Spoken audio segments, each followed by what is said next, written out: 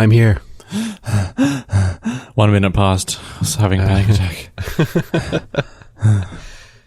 I have an excuse.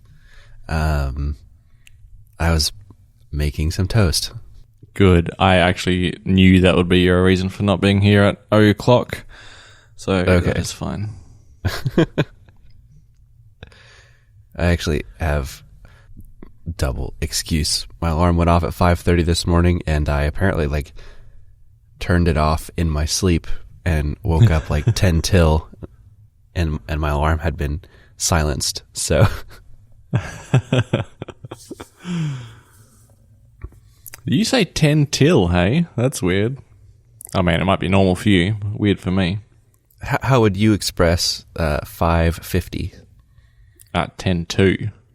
10:02. Okay, yeah, I've not heard that expression here in the I States. don't mind 10 till, though, because, 2 is also a number, so 10 to could be confusing. True. Yeah. So what would you say at 5:15? Quarter past. Ah, okay. Quarter after is what I'd say. Quarter past, I think is something I've heard occasionally, but I don't think that's the common phrase here. Yep. All right. Well, Wait, I've got a good one, though. yeah. How would a German person say 2:30? Or how would you say 2:30? 30 minutes past 2. I don't think there's necessarily a shorthand. I would always say 2:30. The crazy thing is, I hear some people call that the top of the hour, and some people call that the bottom of the hour. And so I don't know which one to use, which one would be correct. It's got to be the bottom of the hour. The top of the hour has to be 0:00. I agree, but I literally heard someone in a meeting yesterday call it the top of the hour. They're like, I know we're at the top of the hour, but let's keep going for just a couple minutes. They have to be wrong. Okay. It's also the bottom of the clock, physically. That's true. Yeah, I agree with that. Madness. All right, we'll have to look that up afterwards. Yeah, anyway, I'd call it probably 2:30 or 2:30. How about this in Germany? 3:30 is what they would call 2:30. So 2:30 is 3:30. Oh, Yeah, very confusing. I hate that. Yep. Yeah, we all do. I could definitely read that as 2:30 or 3:30, and probably would lean towards 3:30. Yes, 3:30, 3:30, definitely. Yeah, if I said 2:30, I mean 2:30, and I think everyone in Australia would understand me as well. Anyway, is your toast getting cold? Yeah, that was what I was going to say. Is if I want to give this a fighting chance, I need to do this taste test right now. Do it. Okay, I don't know if I did have the you right got? amount. I've got a piece of toast that's been buttered with just the smallest little smidge of Vegemite on it, and it turned brown and smells terrible. All right, I'm gonna take a bite. Enjoy this ASMR.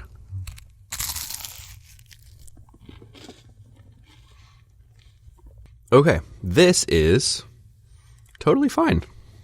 Yeah. Good. I'm glad you like it, because you've got a whole jar to eat now.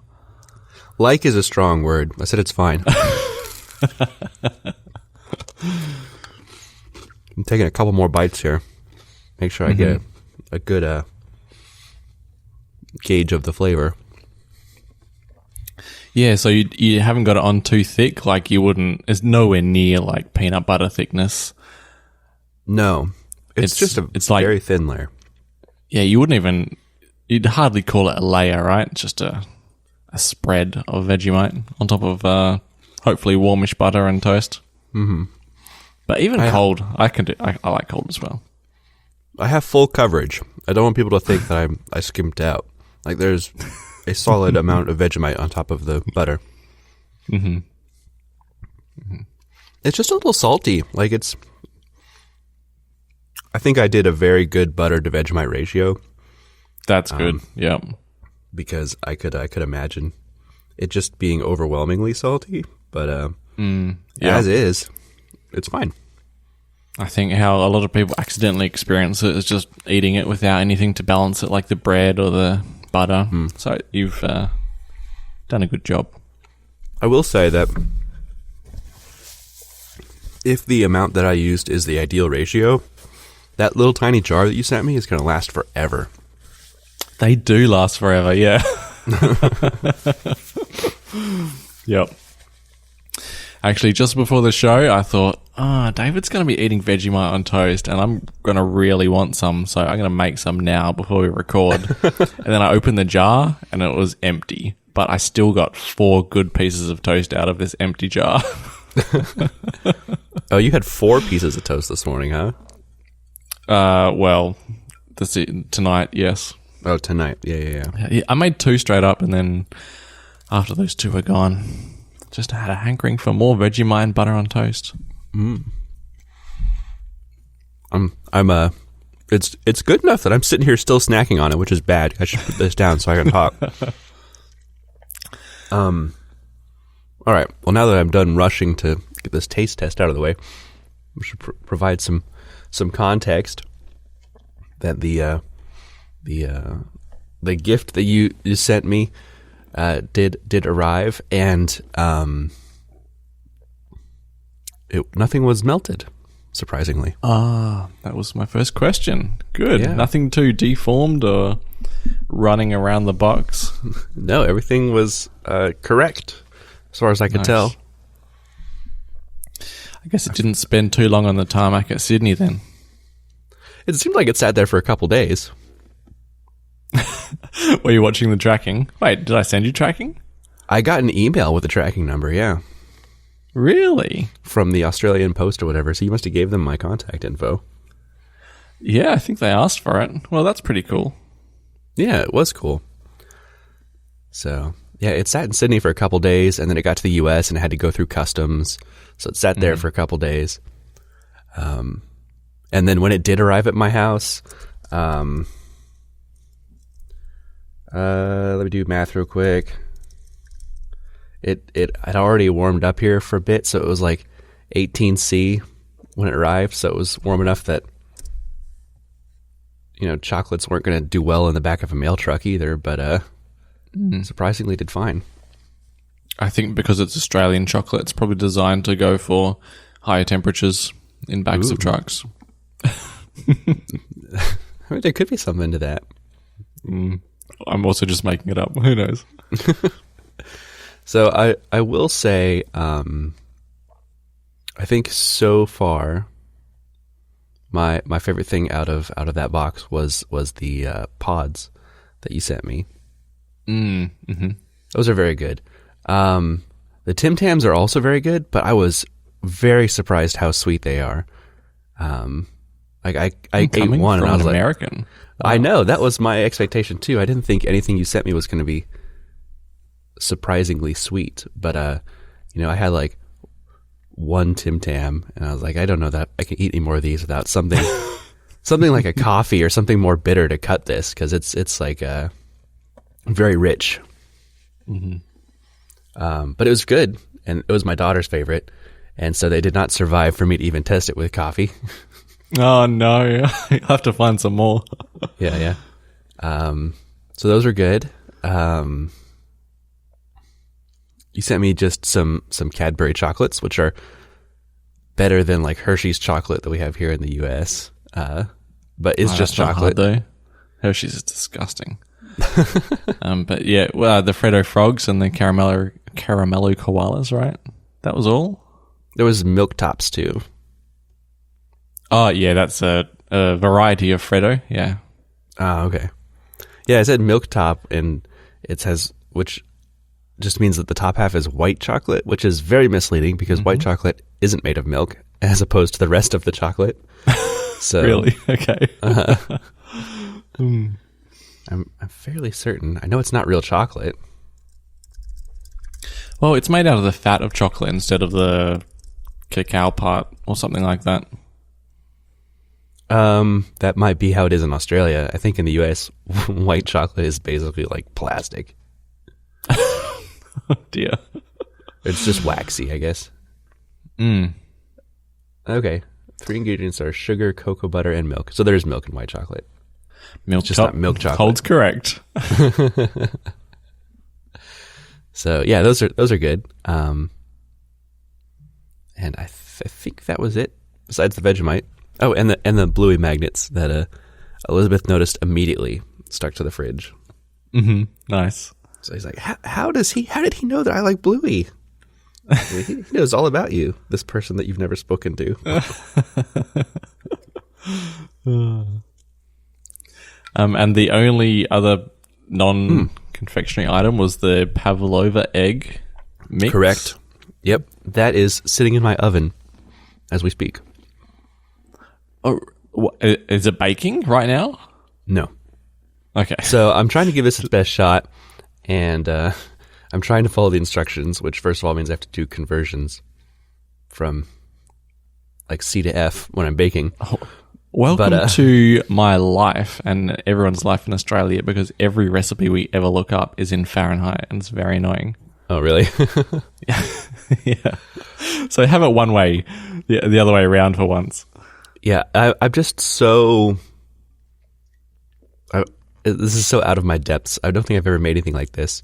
So first of all, the pavlova egg wanted me to use castor sugar, which isn't a thing in the U.S. apparently, which I sent you a note about. And so I just used regular sugar instead.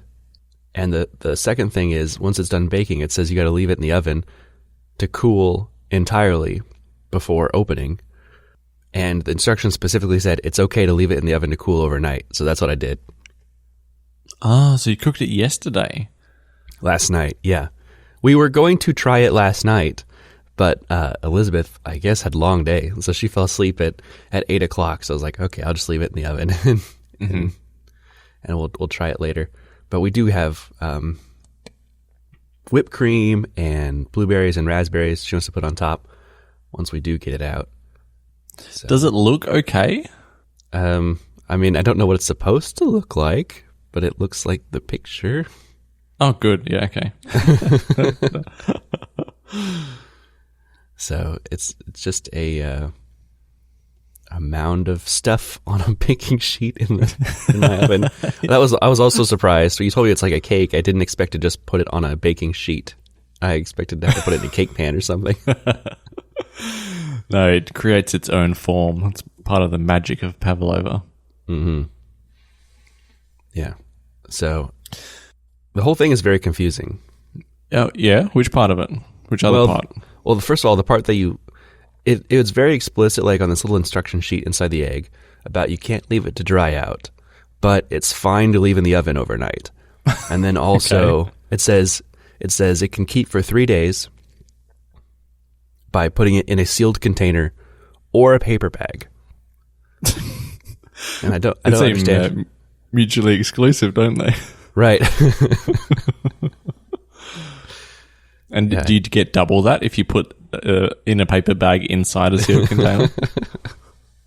I don't know.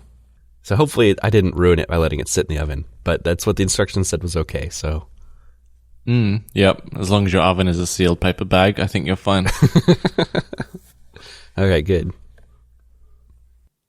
Well, you one up on me. I'm not sure I've ever made a pavlova before. So, yeah. Send me your tips. Really? If it comes out nicely, which you may be unable to say, but yeah, at least send me a photo once you've topped it. Okay, yeah. I'll take a picture once it's been prepared. That might end up being breakfast this morning once Elizabeth wakes up. I'm sure it'll be good, though. It's just like a meringue, basically. Yeah, a big meringue. Yeah. So when you say you've never made a pavlova, is that like you personally have never made one, or you just have never had one made at home before? Oh no, me personally have never made one.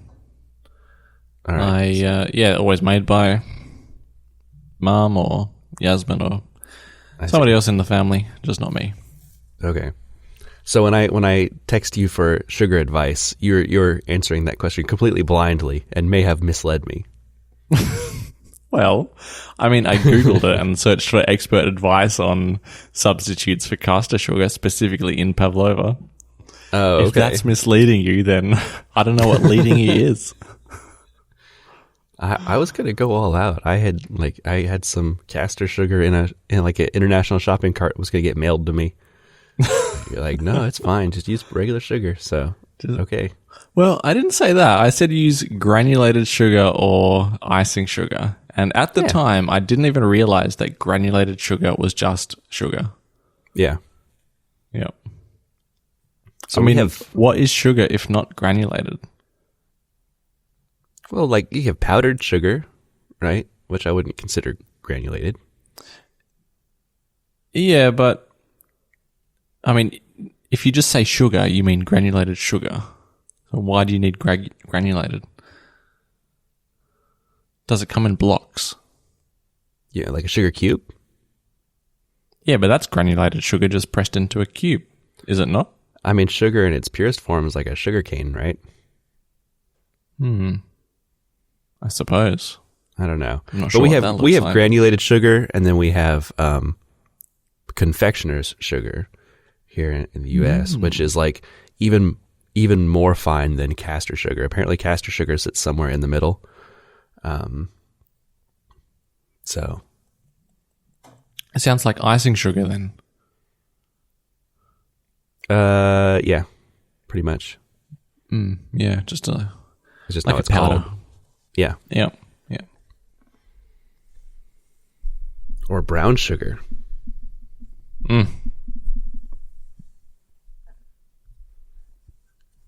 Well, we are far enough into this that maybe I should have put a disclaimer earlier on. I have no idea how this recording is going to go because I did do my full OS wipe on my Mac and reinstalled everything and did not test any of it. Like as long as that little volume bar is moving up and down as you talk, I think we'll be all right. Yeah, it is moving. So that dang settings app wouldn't close, so I just had to reinstall the entire operating system. I mean, fair enough. I So, actually a fairly terminal problem. no, it's a settings problem. Terminal was fine. Nice. That is not my real reason. I actually took, I think, your advice from the last show or 2 shows ago when I was complaining about now needing to buy a new computer because I didn't have anything with a hard drive big enough besides my laptop to download my entire photo library. I actually got a larger SSD and installed it in my podcast Mac, and now it downloads my entire photo library and backs up to the NAS for me so that my laptop is free to have storage. Lovely. Nice. Yeah. However, despite the fact that I've done this before and been inside this iMac in the past, I was rather careless and I broke the screen. No, really? Oh, Yeah. what a hassle. I think that's a lie. I didn't break the screen. I broke the glass. So the screen itself is fine. But I got too I'd say the glass aggressive. is a I guess. fairly major part of the screen. Right. I just sent you a picture. I'm trying really hard to not mind because it's a big piece of cover glass for like a 27-inch iMac is hundreds of dollars. So I'd probably sooner replace the Mac than buy a new piece of glass for this. So I'm trying really hard to not care. It's also in the bezel entirely. Luckily, these computers have massive bezels, so it's not too bad. I've sent you my thoughts via text. Immediately buy a new Mac. I mean, that was my thought as I was removing the glass and it cracked. I was like, oh, time for a new computer. I don't know what else you could do. If it was me, I'd be down to the shop buying a new computer, I think. Really? Yeah. I don't know how you can live with that. Well, it's not a primary computer of mine. It sits literally under a staircase in my basement, except for the 2 hours we talk every other week. So I don't have to look at it very often. And so Thank I'm trying goodness. really, really hard not to care. Maybe you could just never turn the lights on when you're podcasting so you don't actually see anything besides the lit up pixels in the room. Mm-hmm. Yeah, that's an option. Yeah. I also considered like getting a bunch of stickers and just decorating my bezel in stickers to cover up the crack. Teenage David wants his iMac back. You get a black sticker. I'll just like stick some electrical tape around the bezel. Mm-hmm. I think I'm only making it worse at that point. Yeah, probably. Oh, I mean, I guess I kind of have a little bit more of an update on the NAS situation. So I've got my photos backing up or downloading to this iMac, and this iMac backing up to the NAS now.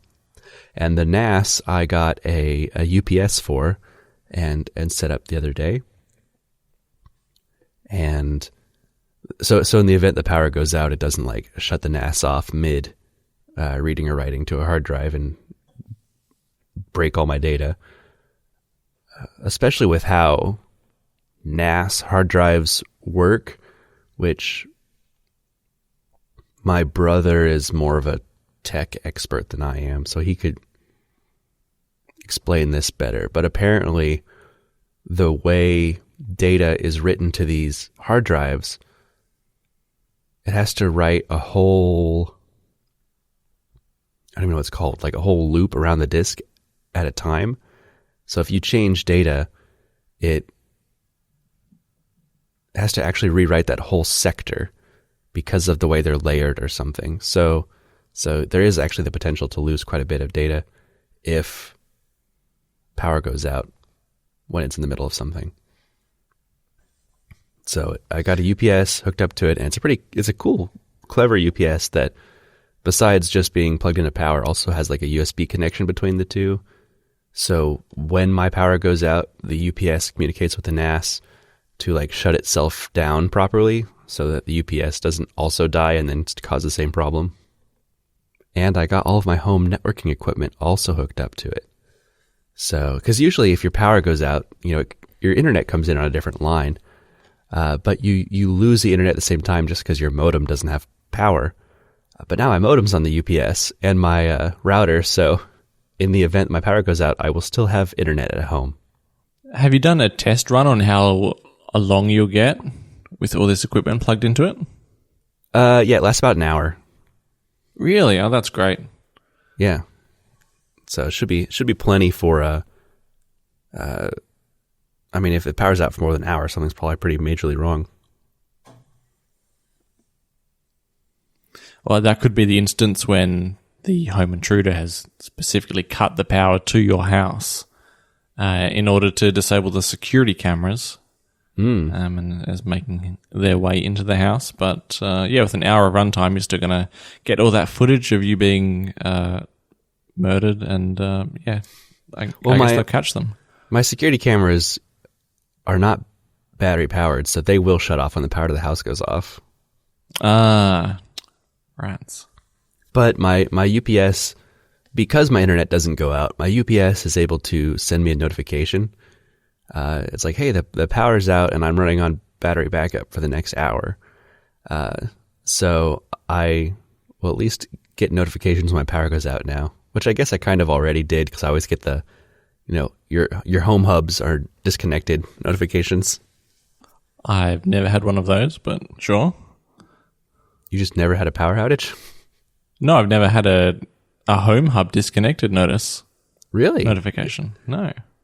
It's after 10 minutes I get a notification that says your home hub is disconnected. Do you have a actual smart home configured in the Home app? Do you have more than just? I mean, you've got some Hue bulbs, right? Not anymore. What would it take to? How do you have how do you not have a smart home configured? Like if I'm in the home app, I can see all my home pods and my climate, and that's it really. Nothing besides home pods at the moment. So the climate is just coming from the HomePod, right? It's not like a smart thermostat. Right. Yeah. I don't know. Maybe it doesn't bother sending notifications because they're not really acting as a home hub if they don't have anything they're communicating with. Right. The idea of a home hub is for sending smart home commands.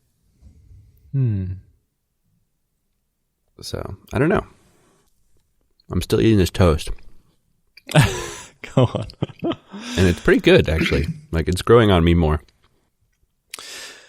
Just back a couple of items. I remember from my day in more enterprisey IT, all our RAID controllers, the controllers themselves all had batteries to make sure that if the power went out, they would finish doing whatever operations they had to do.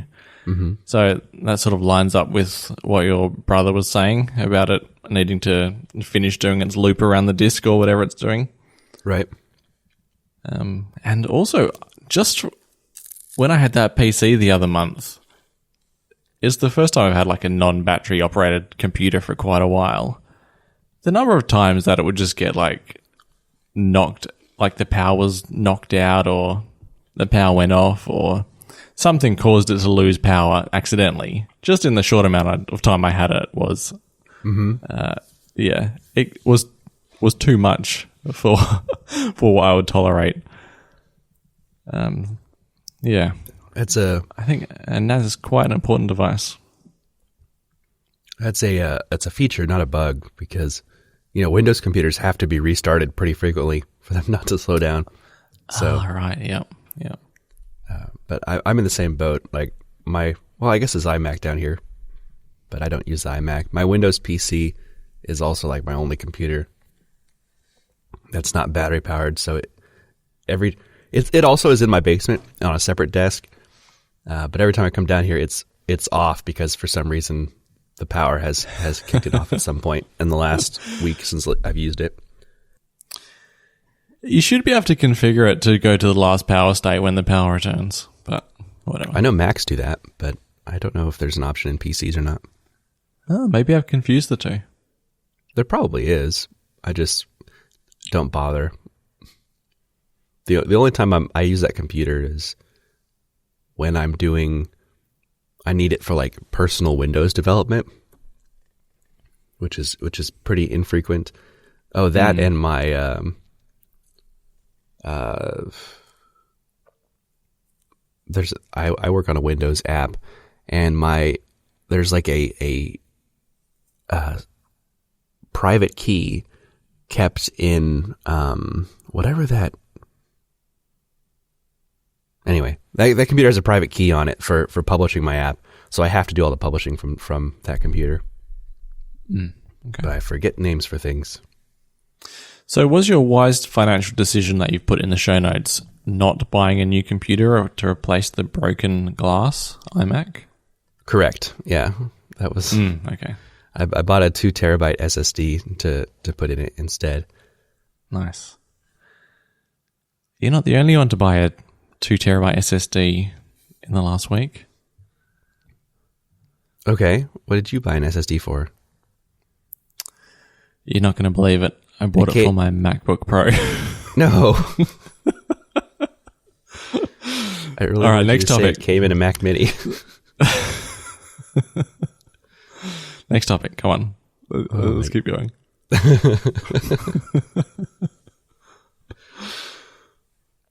Is that in lieu of buying a new computer? You've opted just for a bigger hard drive, or is this a separate thing? Just until I've made a decision. I just thought a bit of space would be handy. No, it's not handy. You need to minimize your space to push you into a new computer.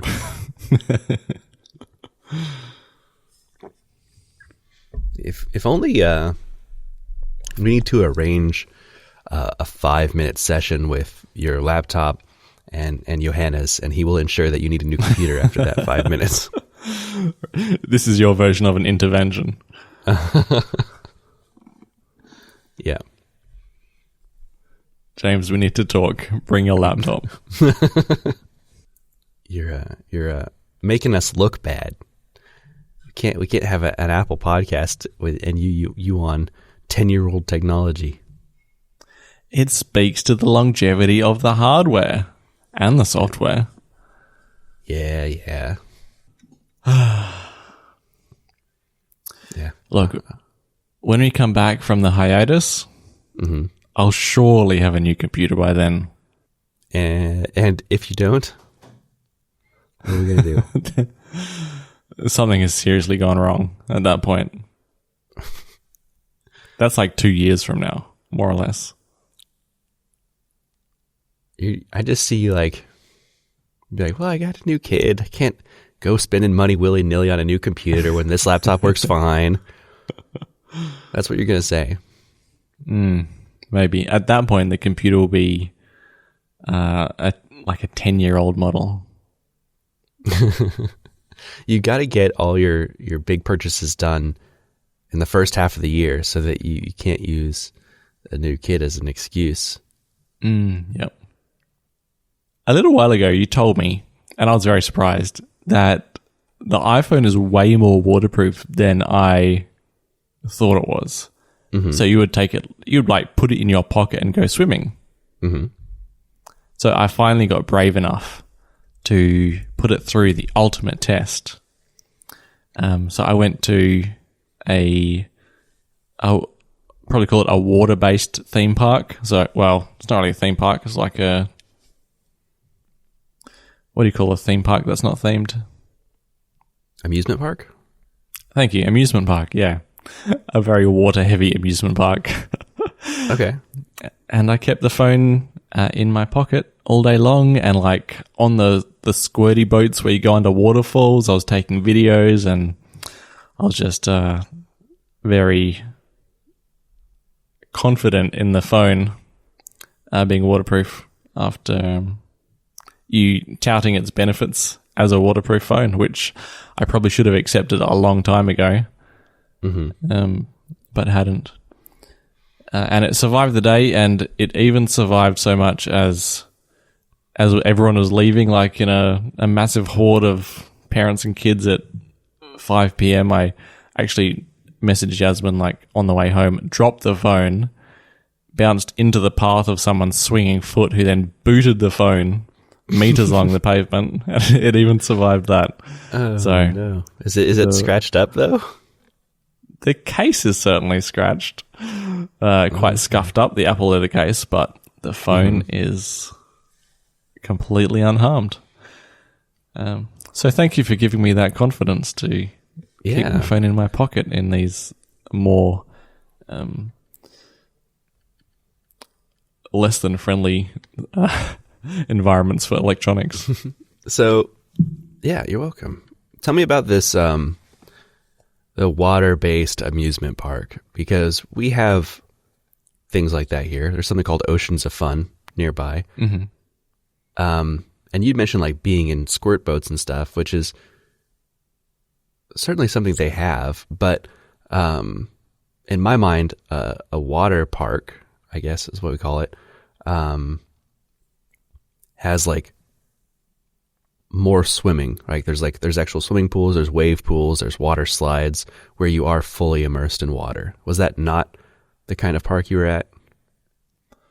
No, it has all of that. It's got the pool where you'd be fully immersed. It's got like all the kids' pools. It's got like the castle where it's basically a constantly raining sort of scenario where like a bucket at the top fills up with water and then dumps water. It's got half a dozen at least water slides.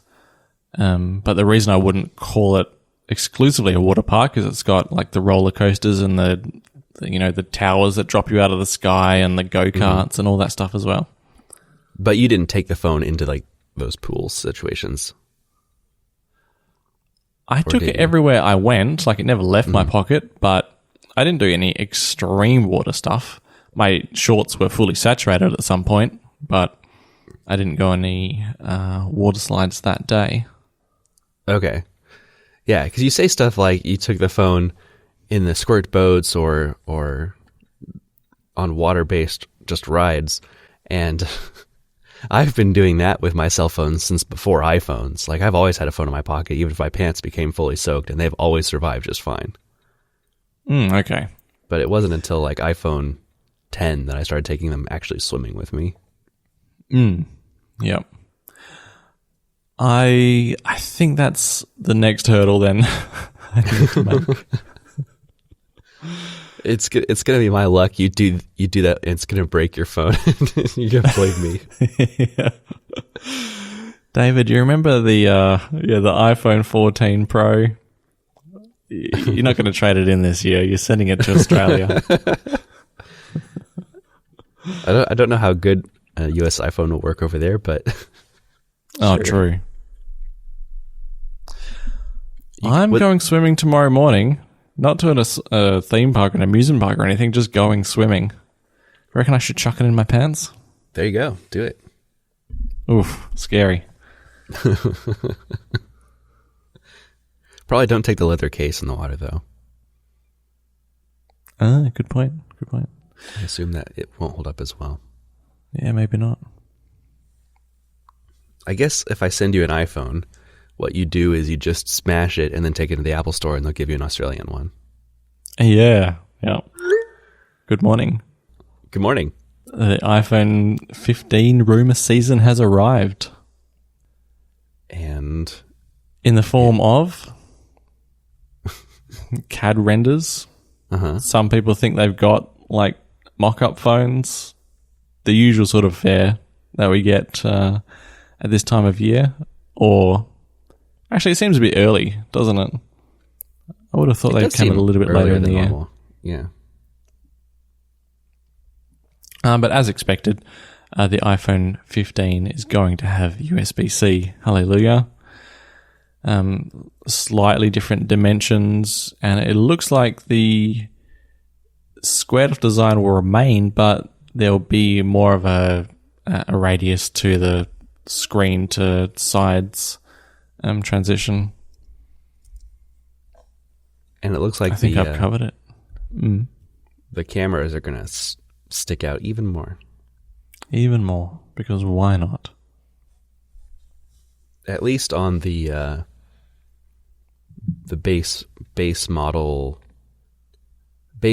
Pro. It feels weird to say, but the lower end Pro, because rumors, at least at this point this year, are still saying the Pro Max or the Ultra, whatever they end up calling the bigger iPhone this year, is going to have that periscope lens technology. And I just stuck in the show notes some very freshly released renders as of 3 hours ago of that phone, which apparently is going to have a much more flat camera bump on the back. So you're saying specifically the 15 Pro Max is going to have a thinner camera bump and the periscope camera. Right, because the periscope will allow them to have a thinner back because the lenses will be stacked vertically inside the phone. Okay, cool. Yeah. So I guess I'm getting the big iPhone this year. What cameras would you end up with? So you have the 0.5, the 1x, and then do you forgo the 2x for the periscope? Well, periscope is just refers to the orientation of the lenses and then using two mirrors to direct light through them inside the phone. I don't know that necessarily changes the focal length. It doesn't have to. I know a lot of companies that with periscope lenses have used that technology as a way to get like 50x zoom, but you wouldn't necessarily have to. You could theoretically still use it for like a 3x if you wanted. Okay. I think my ideal setup on a phone would be the 0.5, which I actually like more than I thought I would. The 1x, a 2x, and then something that was much longer for those times when you do need a long shot. A 3x on the 13 Pro Max is kind of in a no man's land, and I don't find it particularly useful. Well, I think you'd like the 14 Pro then for a lot of things, because I've got the half, 1, 2, and 3 because of that 48 megapixel lens where it just uses the middle 12 to get a 2x or a 48 megapixel sensor. There we go. But yeah, I agree. If that 3x was maybe even like closer to a 5, I think that would be good. I'm surprised you don't like the 2 or 3 as much, because I don't remember what the millimeter equivalent of that is, but I do remember you expressing that it was, the 2x is a 48 and the 3x is a 77 millimeter equivalent. I remember you expressing that was pretty close to the lens that you like to use like as your standard point and shoot lens. Yeah, 50 is like my ideal, I'd say, and 35 is definitely doable. So the iPhone 13 skips the 50 by having a 1x and then a 3x. I see. So yeah, the 2x on the 14 Pro is pretty much right in your sweet spot then. Yeah. So I wonder if that becomes the periscope camera lens on the 15. It certainly could, and because of the orientation of the lenses there,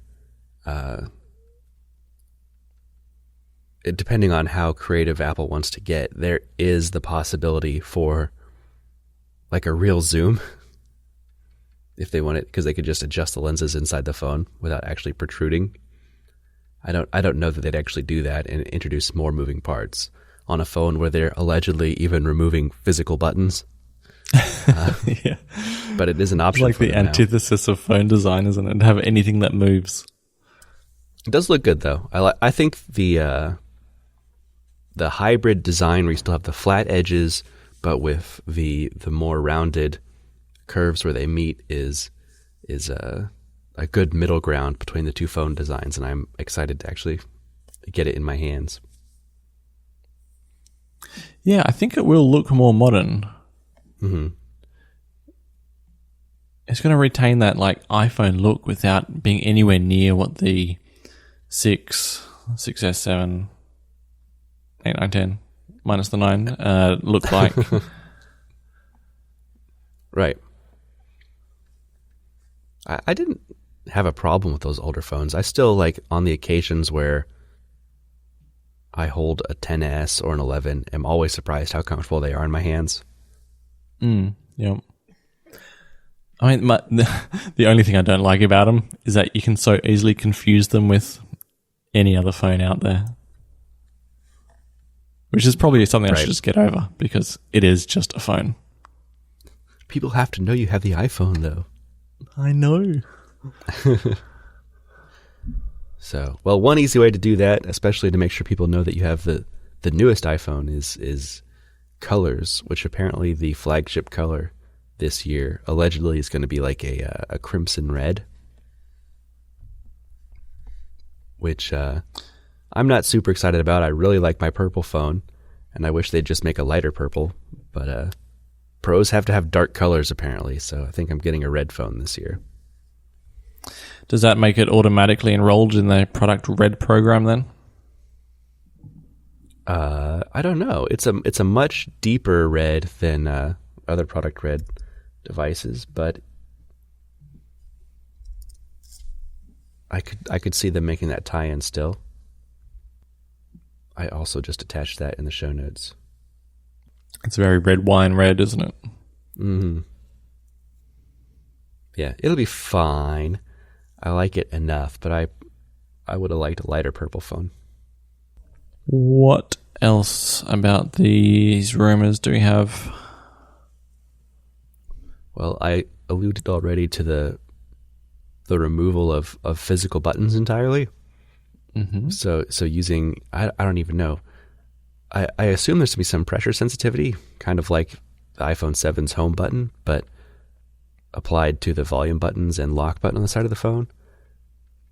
that accompanied with apparently them at least playing with adding a couple more taptic engines around the phone so that it feels more like a button still.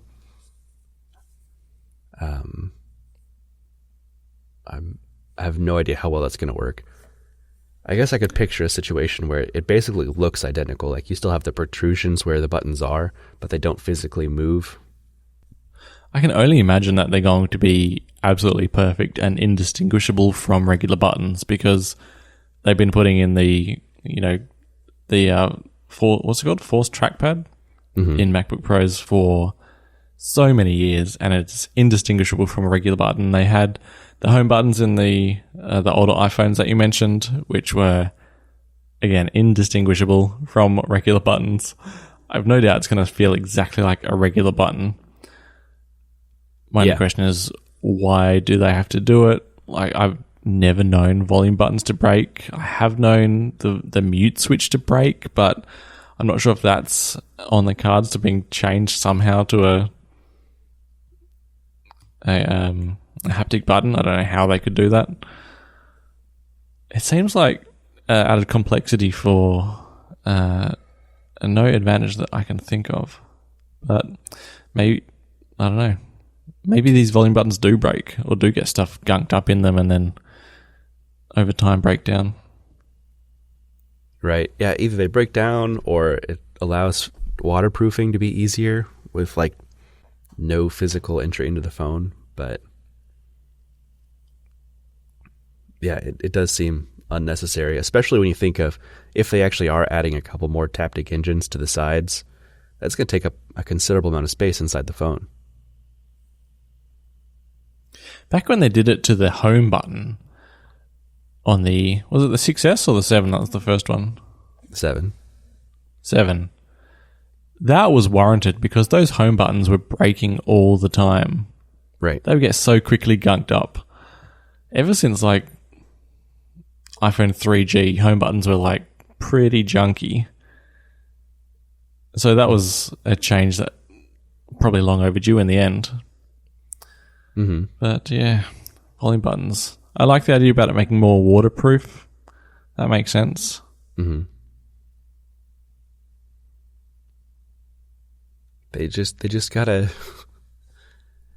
the whole form factor of a phone has been like, it's such a solved problem at this point, and it's hard to evolve on it.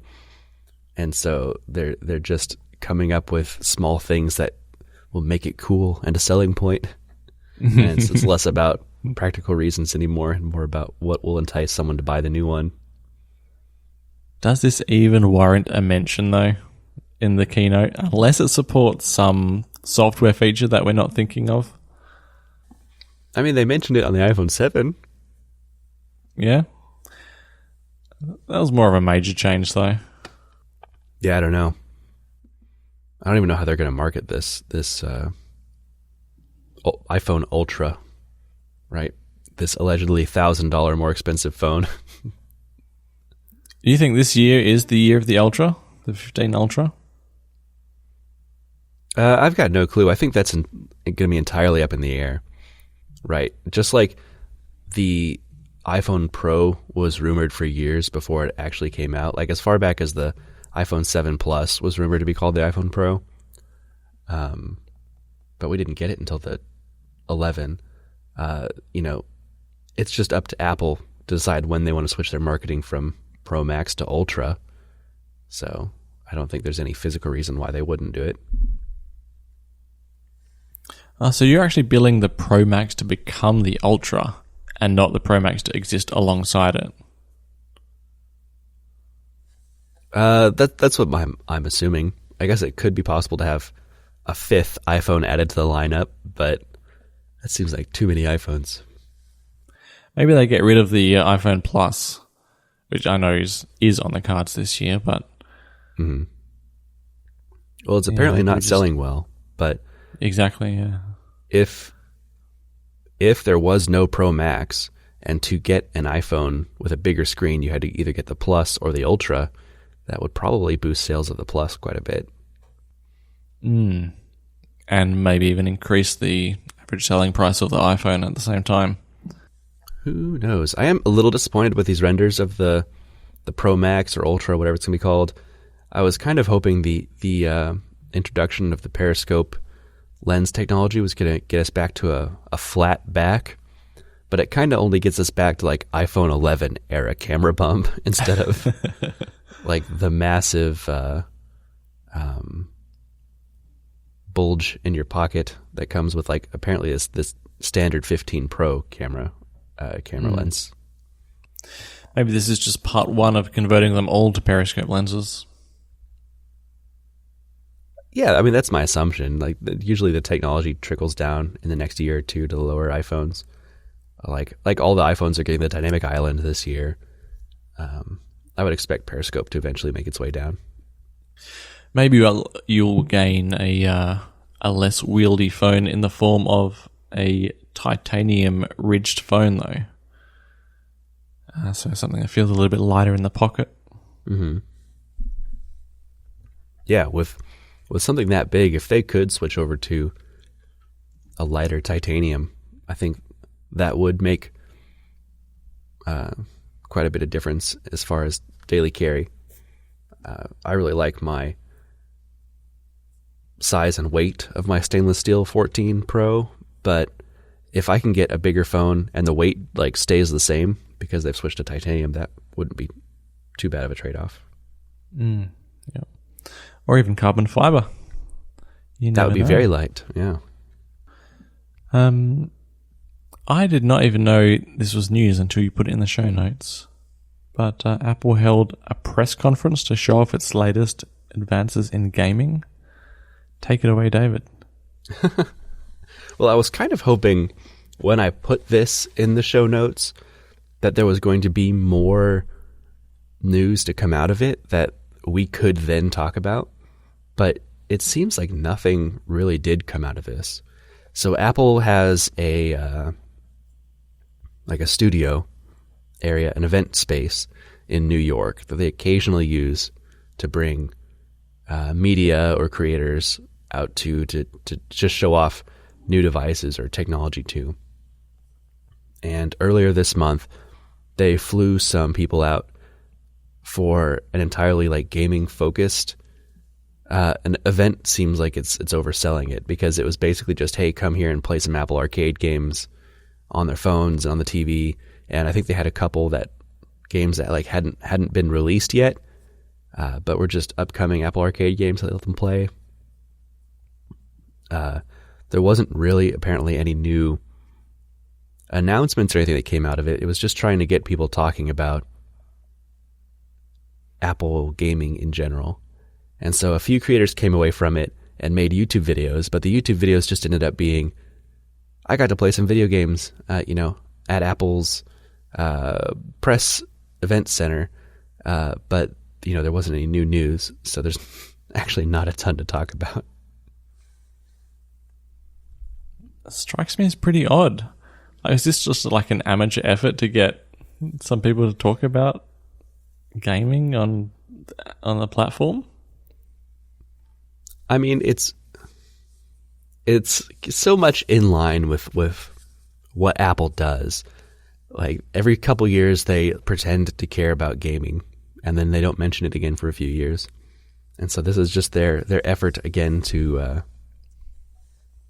pretend to care is not really fair because the App Store is like the biggest gaming marketplace in the world and they make a ton of money off of it. So they obviously care, but they don't build high-end technology geared towards gaming. Maybe this is their way of trying to get Apple and video gaming into just like people's minds again. Like, hey, Apple is a gaming company. They've got hardware that supports games. And as that's on the top of people's minds, then they release their new VR headset later in the year. That's probably going to be pretty heavily focused towards games because there still hasn't been a good killer app for VR outside of gaming yet. So people already have Apple and gaming associated in their minds, and so it makes sense. They just need to do something like this think about gaming every day for a decade, and maybe we'll be at a different place than we are now. Yeah. I just don't get it. Like they released like the original Apple TV with the App Store in like 2015, and they talked heavily about how much gaming was important to them, how it was going to come to the TV, and they didn't talk about it again for a few years. And they released like the iMac Pro, and like their big on-stage demonstration of like, look what we can do with the iMac Pro is we can build and play VR games off of the iMac Pro. And then they didn't touch any gaming topics again for several years after that. And I don't know, it's just like every few years they've got to like re-express their interest in gaming to remind people that they actually do that at all. But I don't know. Feels pointless. Maybe the headset will change everything. It will. It has to. I'm going to get it because I don't even know what it is or what it's going to do yet, but I know I'm going to have one. But I really, really hope that it does better than my Vive did in terms of like being really cool for a couple months and then the honeymoon period wearing off and never touching it again. Well, I have actually, I'm going to segue and skip a topic, but I have actually invested some money in, this is already sounding wrong. I've spent some money on the future of Apple's headset. I have purchased. Okay. That was really cryptic, unnecessarily cryptic. I've actually purchased a 360-degree camera. Oh, okay. There's not a lot you can do in Apple's ecosystem at the moment when it comes to 360-degree cameras. I mean, Final Cut Pro supports it, third-party apps support it, stuff like that. But, outside of these fairly niche use cases, you're not like taking a video, opening it on your phone, and then like scrolling around a 360 video in the native Photos app or doing anything even close to that. Mm-hmm. But I just thought, if Apple is going to be releasing a VR headset, they are going to be building upon support for 360-degree videos. Let's just call them VR videos because it's easy to say. Mm-hmm. In the near future. And I just cannot get the idea out of my head that I could like rewatch my kids as little toddlers running around the house in 40 years as if I was there in the middle of it,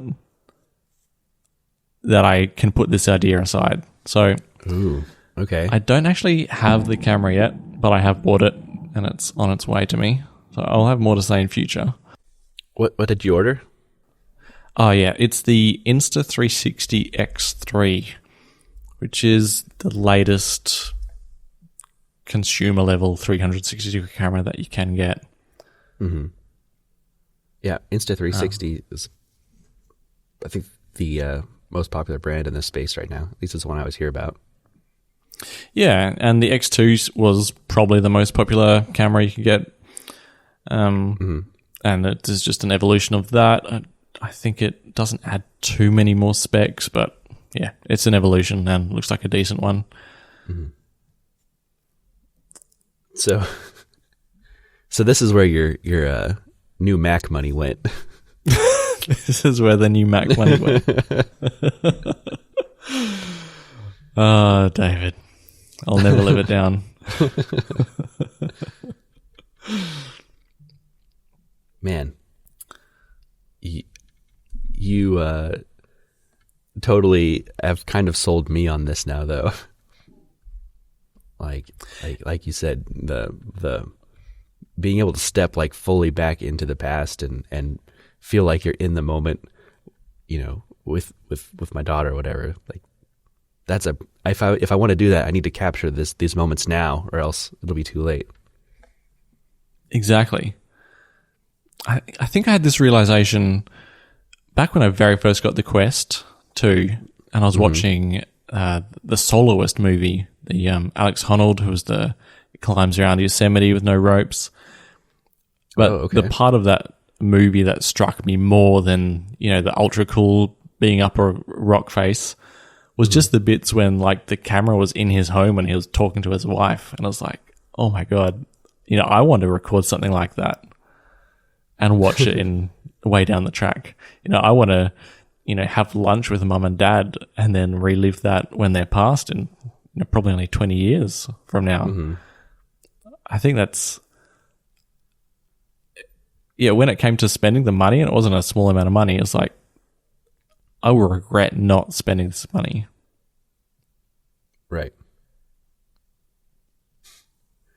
As long as you actually do what you say and you take it out and you set it up in the middle of the dinner table with your parents so that you've got those moments captured, because spending the money only gets you halfway there. That is true. Yeah, I'm very aware that I love buying things and novelty wears off quickly. Right. But, I've had this little earworm, or whatever you call it, for a little while now, so I took the plunge. The other thing that you might not think of straight away is that you yourself will be in the video no matter what. It's a 360-degree camera. Mm-hmm. So normally when you're holding your phone and taking a video, you are not in the video with your kids or your parents or whatever. Mm-hmm. You have no choice. You got to be dressed on the other side of that camera now. Yep, you have to be wearing pants. I know it's difficult. Yeah, it's a totally different type of video recording than traditional, where you're not just capturing one subject. It's basically just capturing the moment entirely. Yep. I like it. I like the idea of being able to go back and relive those things. I don't know that I like the idea of having to record everything so that I can go back and do that. But why is that such a hurdle, though? I don't know. Okay. Are you gonna be my therapist for a minute? We're gonna talk about how does the 360-degree camera make you feel? I think maybe the idea of like, hey, I'm going to go have lunch with my grandparents, so I'm going to bring this camera with me and set it up in the middle of the dinner table just to record lunch and our conversation and that moment. That makes me like confront the reality that like, hey, my grandparents aren't going to be around that much longer, and that is uncomfortable. And so I'd rather not confront that at all and not record the moment versus face those feelings. Okay, yeah. I was thinking more along the lines of just, grandma doesn't want a camera in the middle of the table. Well, I'm sure that's too. You've hit something way deeper. Now I'm really uncomfortable. So, I'm pretty sure my grandmother is of the opinion that like capturing photos of someone takes a bit of their soul too. So I'm not sure how she feels about being video recorded like that. Yeah, just talk to me about my mum. Yeah. All right, got too deep there. Yeah, so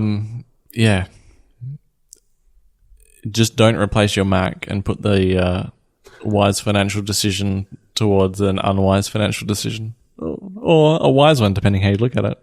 I will. I think wait to hear your review of this, but I'm leaning towards making a similar leap now that you've sold it to me.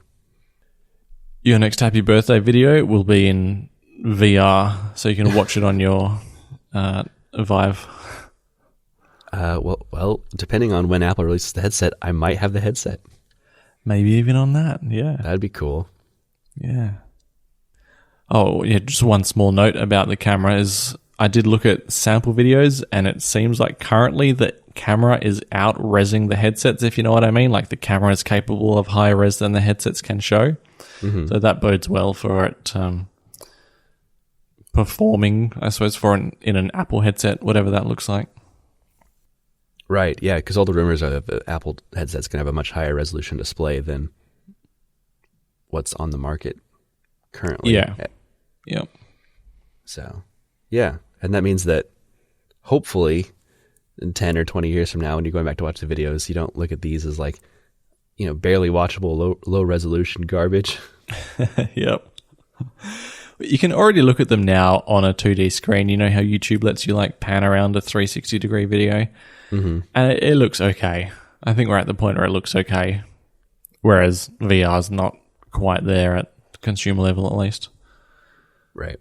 One other very random thought I had on the topic was the iPhone would make a pretty cool 360-degree video capture device because it's very thin, and it already has protruding cameras on one side. What if you could turn them into the front and the back into 360-degree lens, into 180-degree lenses?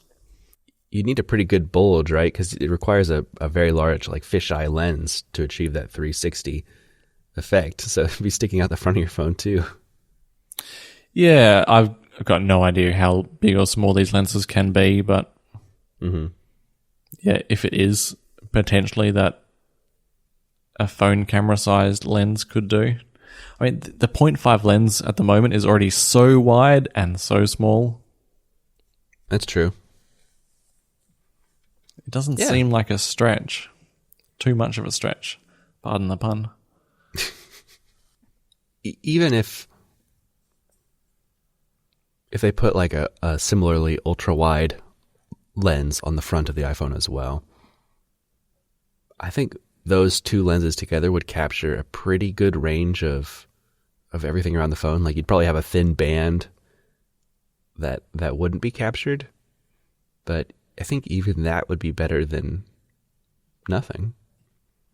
Yep. Anyway, I will let you know probably by next show.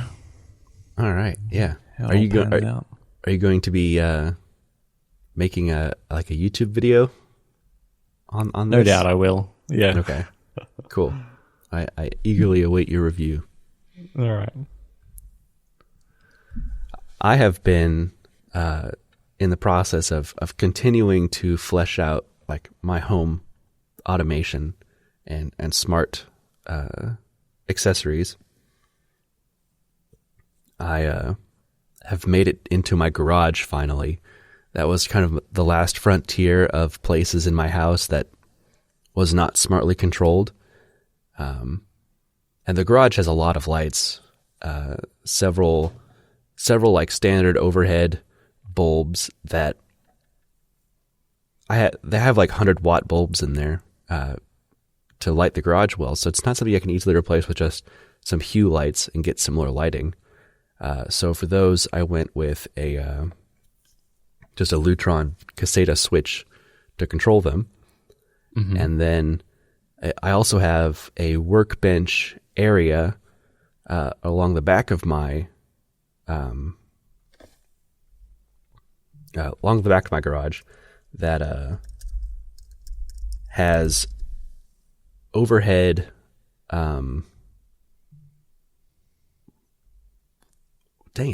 has overhead lights that I cannot remember what they're called. They're fluorescent tube lights. I was going to say, what garage is a garage without fluorescent tubes? Yeah. So my workbenches have fluorescent tube lights hanging over the workbenches. And they were never wired into the house in any way. They just got loose plugs hanging down to the workbench. So when classic. You want to use them, you just plug them in. Yep. So what I did was I took one of the light sockets for the standard bulbs out of the ceiling and replaced it with a light socket that you can still screw a light bulb into, but it also has an outlet on it. And then I put a smart plug into that outlet, and the fluorescent tube lights are plugged into that smart plug. So now I can control them as well. Mm-hmm. And then tied all into that, I have another door sensor to my door to the garage. So as I step out into the garage, the lights come on automatically. or as I pull into the garage through my smart garage doors, the lights all come on automatically. Just for like the bulbs come on automatically, and then the fluoro tubes come on 30 to 60 seconds later as they blink on and off a few times, right? Well, if I had it set up that way, yeah, the bulbs come on automatically, and the tubes don't come on unless I specifically request them to. Because usually I'm just going in and out of the garage. But yeah, by the time you come in and out, they probably still haven't flickered on. Right, yeah. So, but as I was doing that, I've really gotten into the more automation aspect of smart home stuff. Like I've got my bathroom light that comes on if I get out of bed in the middle of the night, and I've got a door to the basement that turns the basement lights on if I open that door, and now the garage does the same thing. I started wondering if I could make a fake home security system with this. Because if there was a place that someone was going to gain access to my house, it'd probably be through the garage. Because garage doors themselves are, very easy to get through. And I also have an exterior door from my garage that's got it's one of those doors where the top half is just a pane of glass. So you could just punch that out and get in easily. Mm-hmm. So my thought was to set up a home automation where after I've gone to bed, if the door into my basement from the garage opens, it sets off all of my home pods to play an alarm sound and turns all my home lights on. And I set up that automation and then immediately turned it off even before going through it for a single night, because my confidence in HomeKit is so low that I am more worried about it erroneously going off in the middle of the night and scaring me half to death. Mm-hmm. I'd rather not know. Because I don't have it thought through entirely to what the next step is. It's okay, I know someone's in my basement. Now what do I do? Yeah. You need something triggered up to a shotgun or something like that, or flamethrowers, or a panic room. Right. Yeah. The actual alarm aspect was very easy. Apparently the automations can only play things from Apple Music, but apparently in Apple Music there's a whole album of just alarm sounds. Nice. So, yeah. Does it play them at random, or does it choose the first one? I can choose a specific track, and I can choose to have it just repeat that track over and over again, on max volume on every HomePod in the house. So it would be a scary thing to wake up to, especially because it's more likely that my automation has misfired versus someone actually coming into the house. So yeah, I don't know. What about something that could you rig up a lock trigger so that you could isolate an intruder in that section of the house? So yeah, theoretically, I think if I was going to do that, I would want to put more sensors in the garage itself. So if someone broke out that window on the exterior door to the house to come in, at that point I would want it to lock the door into my basement, and so they'd be contained to the garage. Yeah, perfect. Yeah. I mean, technically that door, it's a fire door, right? So it's extra thick. It's be hard to break down. It's already got a lock on it. Because I think technically if you ask security people, you're supposed to treat that as an exterior door as well because of how easy it is to get to. So it's got a lock. So I never lock it because it's all the way down in the basement. But I could and should be locking that, and maybe that's the way to go. Once you're in my basement, I guess I could keep you in the basement by putting some kind of lock on the door of the top of the stairs, but it's just a hollow core door. And if you've already expressed interest in breaking into my house, it would not be hard to get through that door. If someone's already made it into there and then all the lights have come on and they're still willing to go further, yeah, I think you've got bigger problems that a HomePod alarm sound may not resolve. Yeah. So what about that Apple Music album of various gun preparing noises? Does that actually exist? I mean, it has to, but I don't know. Yeah, I'm sure it does. I don't think that'd be very convincing. No. We just start auto playing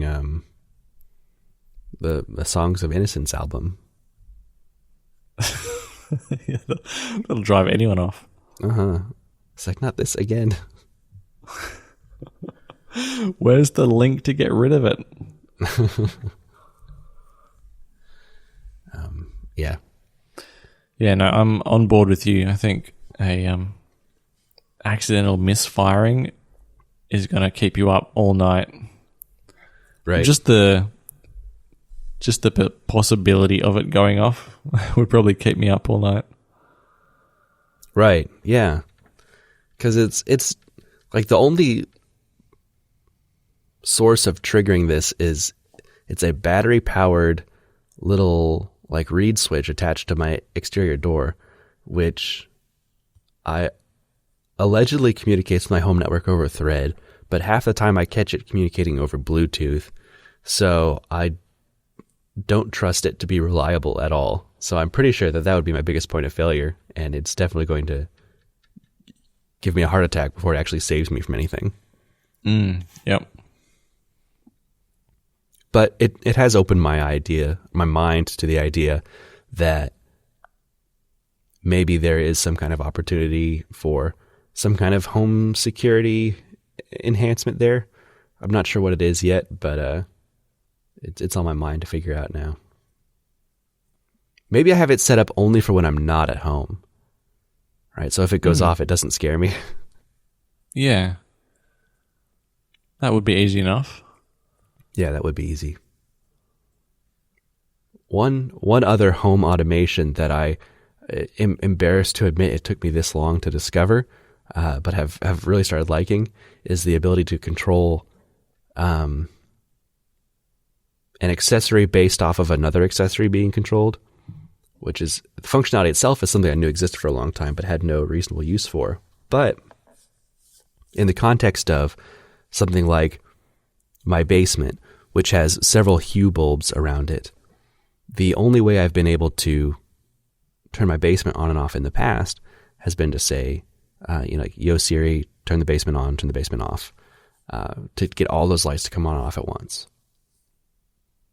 But what I didn't consider was I've got a Lutron Caseta switch for my stairs down to the basement. And so what I've done is I've set all of the basement lights to be controlled basically in sync with my stairs lights. So instead of having to use Siri every time, if I use that one switch to turn the stairs onto the basement, it turns the whole basement on and then also off. So it's a much more intuitive way to control the lighting going up and down stairs. Yeah, that sounds perfect. And you have a physical switch, no need to talk to Siri. Right. Yeah, because my basement actually had no physical switches. Like, it was, because the basement was not finished. So it's just exposed lights, like pull chains for each one, which I took the chains off because they're smart bulbs. But it means there's no way to control them other than Siri in the past. But yeah, now I've got one switch that controls the whole basement. It's very nice.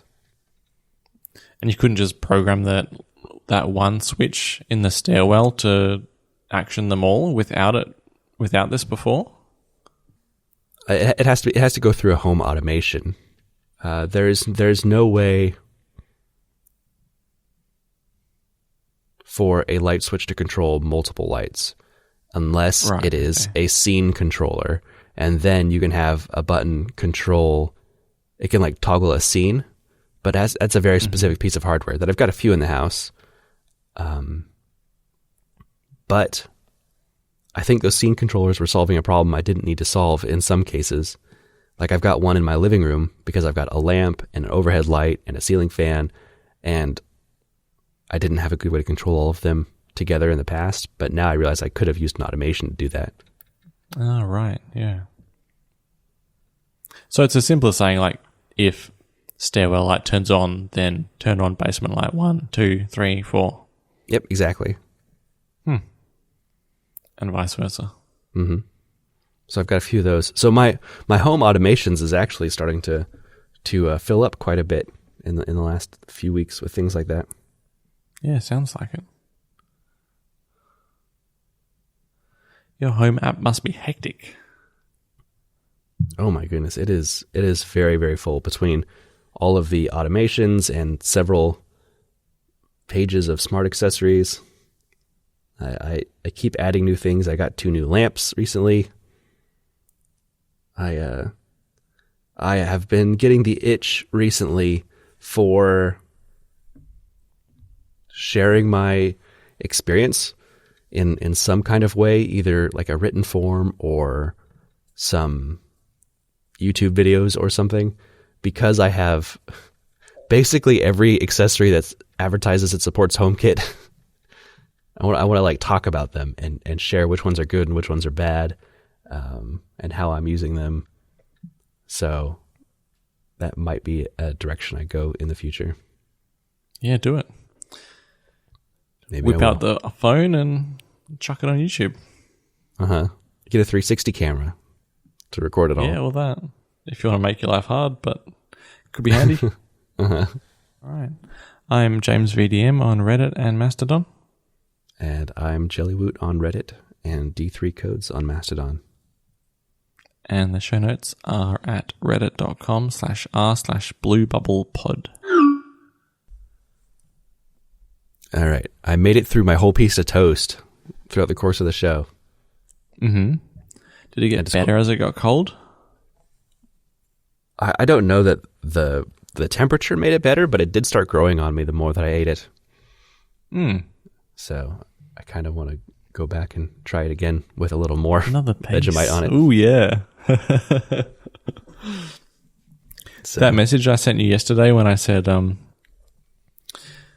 hope you tried the Vegemite too, that was actually directed at Elizabeth. Okay. Well, I'm hesitant to disillusion her. She was so amazed by the treats you sent. She's like, all the food in Australia is so good. All right. Yeah. All right. Maybe hold back the from that notion.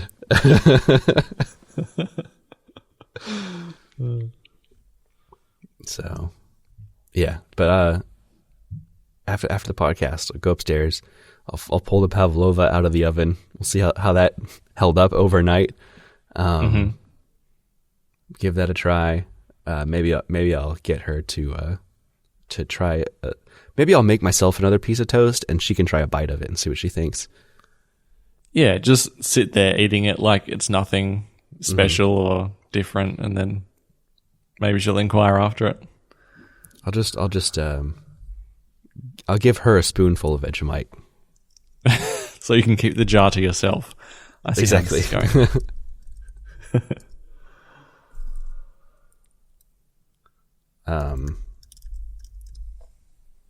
What else happened recently?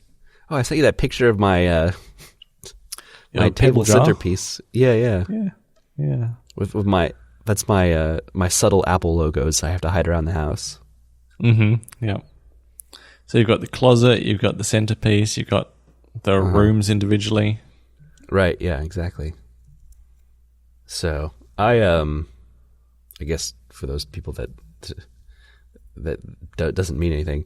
I got a glass jar and I filled it with what I had always called dragon tears, but as I was searching them on Amazon, they're called flat marbles, apparently, glass flat marbles of different colors of like the 6-color Apple logo. And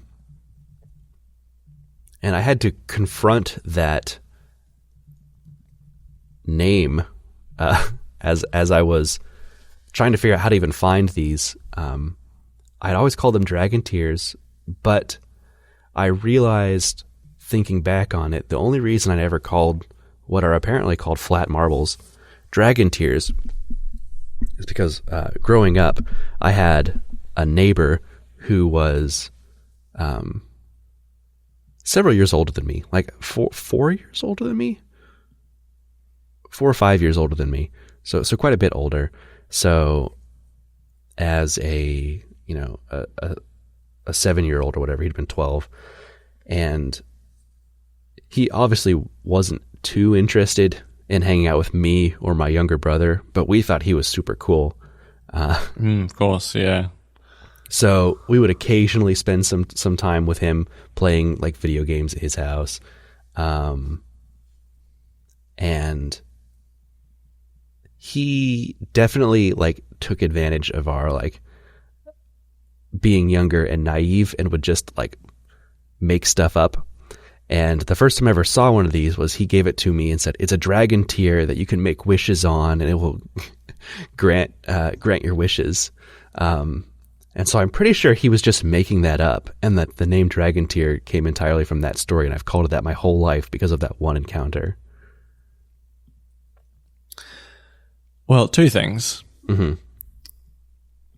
If you Google Dragon Tears, you do get pictures of these stones. Oh, okay. And secondly, really weirdly, but you said you would make wishes on them. Well, growing up, I called them wishing stones. Oh, really? Yeah. Okay. Yeah, I do see them. Okay. Yeah, right. You're probably seeing this link already, but colored dragon tears. Yeah. Okay. So maybe he wasn't having you on. In that one case at least. Yeah. Okay. Well, for some reason, maybe I need to look it up on Amazon now too. I could not find anything called Dragon Tears on Amazon. They were all called flat marbles for some reason. Oh yeah, I typed Dragon Tears and it was all books. That's right. Mm.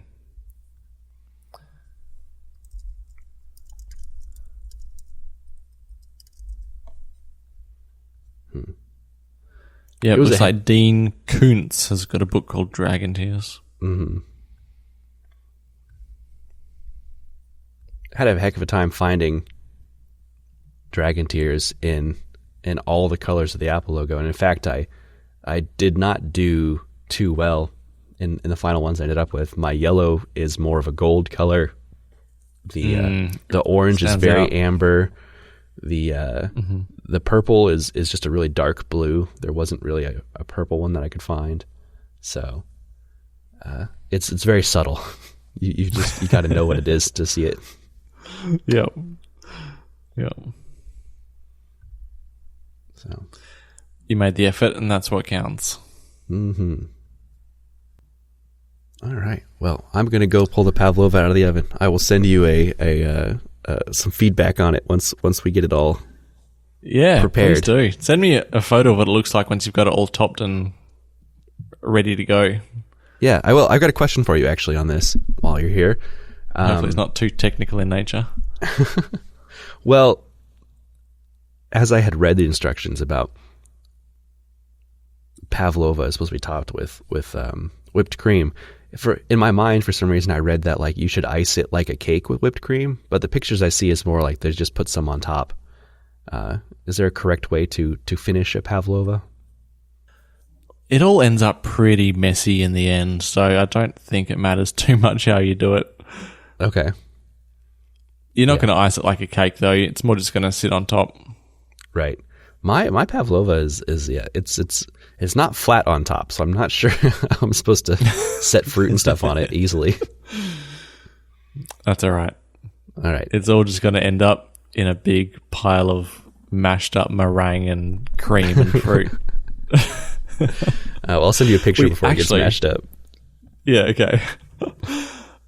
There is another dish, which is basically that, which is like, imagine you got a pavlova and a sledgehammer, and what you end up with is called an Eton mess. And that's a very popular Christmas time dessert here as well. So you just smash a pavlova? I don't know if that's actually how you do it. Probably not. I don't know why you'd go to the effort of making a pavlova and then smashing it up, but the end result is remarkably similar. Oh, I see a lot of pictures of it like served as like kind of like in a parfait glass. Oh yeah, is this the Eton mess you're talking about? Yeah, I just googled Eton mess, and it's just like fruit topping mixed in a cup with whipped cream and I assume smashed pavlova. So yeah, as a parfait or whatever, that makes sense. Yep. Well, enjoy. Yeah, thank you, and thanks again for sending everything. My pleasure. Assembling a list of ideas to send your way. I know you expressed interest in the peanut butter cups. I don't know. What I have to do is I have to Google things like, does this exist in Australia or not before I. Yeah, but I did the same. Reese's is like a category of food in the U.S. Like there are several things in the what I guess I'd call peanut butter cup family. Like you can get it as cereal or as like a candy bar or as like the cup form, like you expressed before. There's a whole genre of that type of food. I'm sure I'll be happy with whatever I get. All right. It's, as long as it's not Hershey's, because I find that stuff awful. Well, yeah, I did feel like I had to send you like some kind of Hershey's chocolate just for comparison reasons. But if you've had it already, then I find it actually inedible. I don't understand how people enjoy it. Well, it's not as good as like a Cadbury chocolate, obviously. But I guess just because I grew up with it, right? It's very much chocolate to me. But apparently part of it's like shelf life, stabilization, whatever ingredient they use. It's a type of acid that apparently is also found like in stomach acid. So there's a lot of people that think it tastes like vomit. Yes. Yeah. I wasn't going to say it because I thought that was a bit rude, but I think it tastes like vomit. It literally tastes like vomit when I eat it. Wow. You've blown my mind tonight, David. Incredible. I think if I consciously think about it, like I can make that connection in my mind while I'm eating it, but it's still not enough to turn me off to it just because I've had it my whole life. Oh, crazy. I cannot believe that. All right, so I'll make sure to send you plenty. Well, if we can get the kids hooked on it soon enough, and your kids will never know. They won't even notice. Exactly. All right, perfect.